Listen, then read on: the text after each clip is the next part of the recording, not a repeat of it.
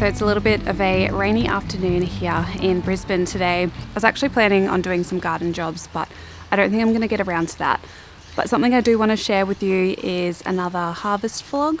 I have lots in the garden that I want to pick today for dinner tonight, and these are my favorite videos to watch, so I really enjoy making them as well. And I also wanted to just take the opportunity of this short little video to sit down and kind of have a real-time catch-up. I'm hopefully going to be filming this the day or two before it goes up, just to share a few little updates of the garden and yeah, how everything's going. So while the rain continues, I may as well start the little chat. And first of all, I just wanted to say a massive thank you to everyone who watched my last video, which was all about slow living.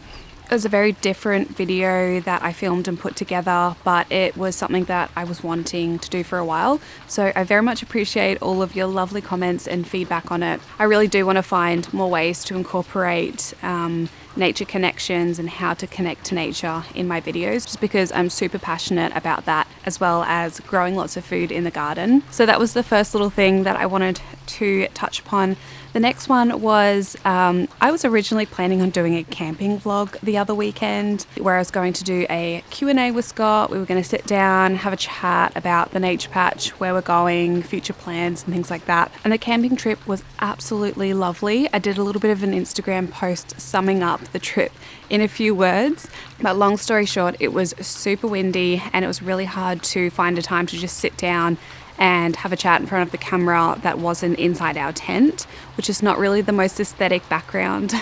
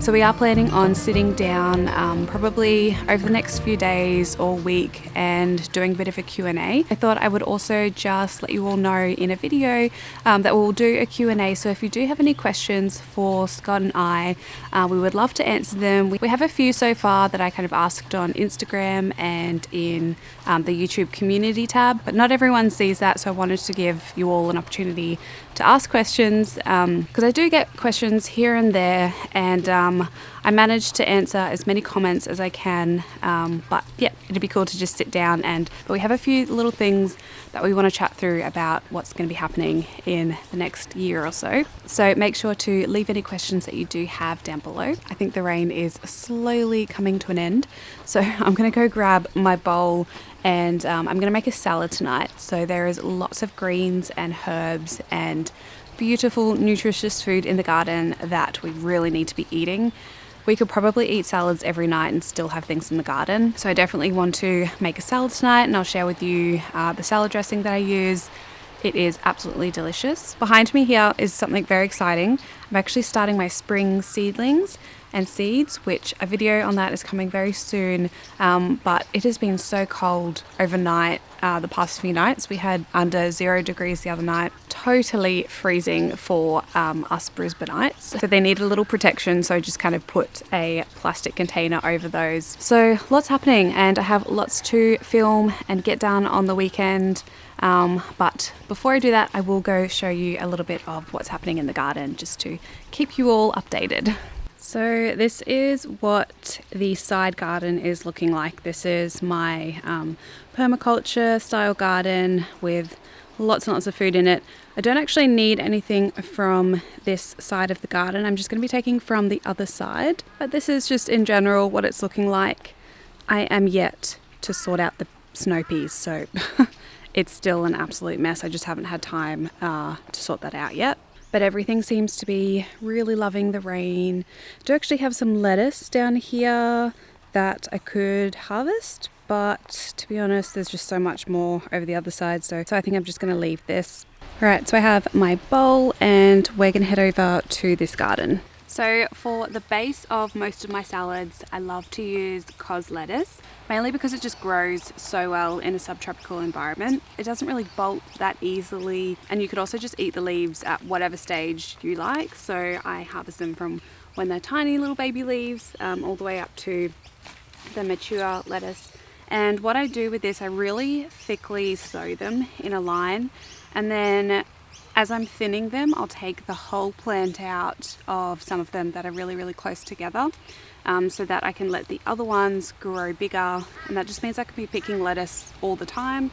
I don't have to wait until it gets to a certain size. I can just kind of use all of the space that I have in this row. So that's what I'm going to do today. I have some here that are quite close together. I'm just going to take it out. And what I usually do, so I'll just take the whole plant out and then I'll just cut off the bottom, and then that just stays as mulch in the soil. So I think I'll grab 2 of these. Make sure to grab all of the spiders off. I don't want them.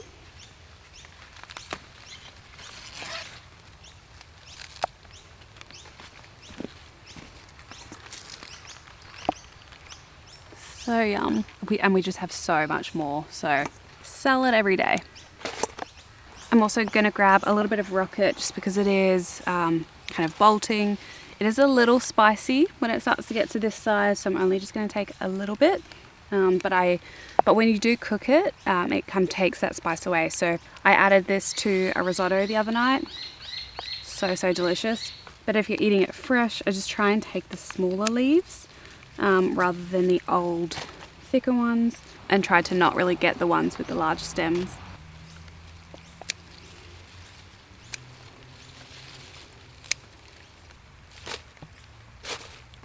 All right, I'm going to hurry up because it's starting to rain again. I'll film all of the other things that I am picking and then chat through what I'm going to do with it.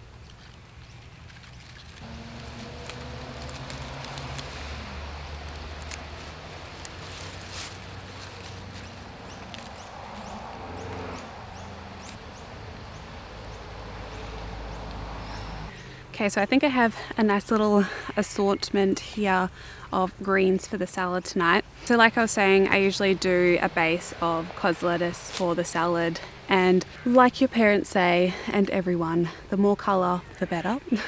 So I do try and pick things of colour in the garden, just because I have so much minerals and vitamins and nutrients in this garden, that I personally want to kind of make use of that and feed my body everything that it needs. I ended up picking some chard to go along with that, also some tatsoi.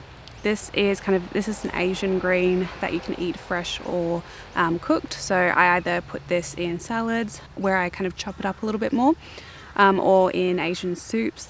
I love that as well. And then I've got just some kind of red leafed lettuce, some beetroot leaves as well. You can eat beetroot leaves. They are really, really high in nutrients, and I find they have a really nice flavour as well, with just a really slight hint of beetroot flavour, believe it or not. I've also got some spinach, love a good winter spinach. Some nasturtium leaves. These are also edible, really high in nutrients. They tend to be a little bit spicy, so I do chop them up quite small, same with a lot of the darker green lettuce as well. And then I've got the rocket, and I think that is about it. I do have some roast pumpkin. I'm not sure if I want to use that for this salad or not.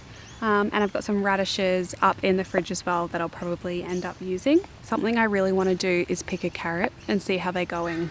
I'm really impatient. I did pick one the other day and it was very small, but I know there's some bigger ones there, so I might just go and pick one and see what it looks like. All right, wish me luck.